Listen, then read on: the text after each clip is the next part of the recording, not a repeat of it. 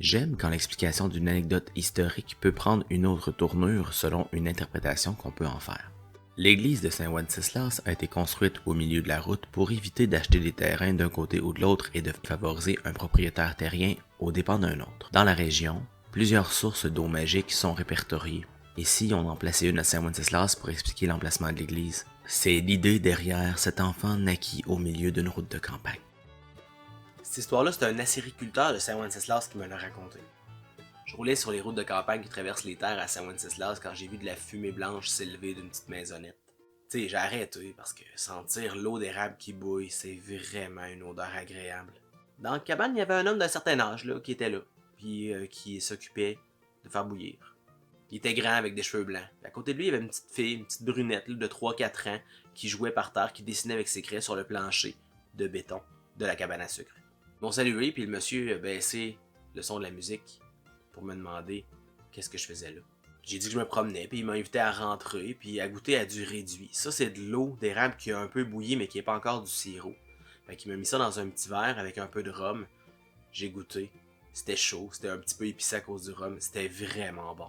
J'étais surpris parce que dans ma tête, l'eau d'érable, ben c'est de l'eau d'érable. Là. Ça goûte tout le temps la même affaire, puis tu fais du sirop en le faisant bouillir, puis c'est tout, puis ça goûte tout le temps pareil. Il m'a dit non, à Saint-Ouen, il y a un phénomène étrange, l'eau elle goûte meilleure.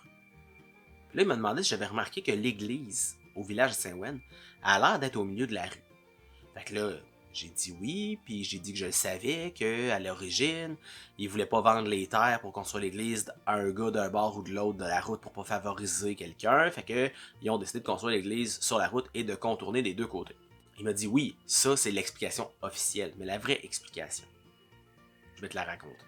Il me dit qu'il y avait une source d'eau étrange à cet endroit-là. Genre de source d'eau sucrée.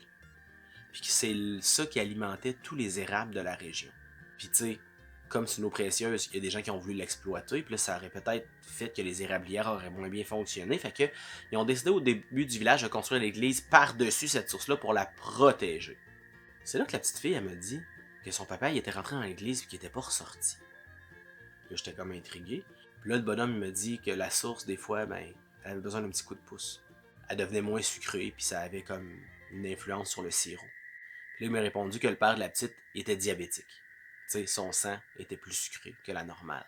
Puis que c'était exactement ça que ça prenait pour que la source redevienne plus sucrée.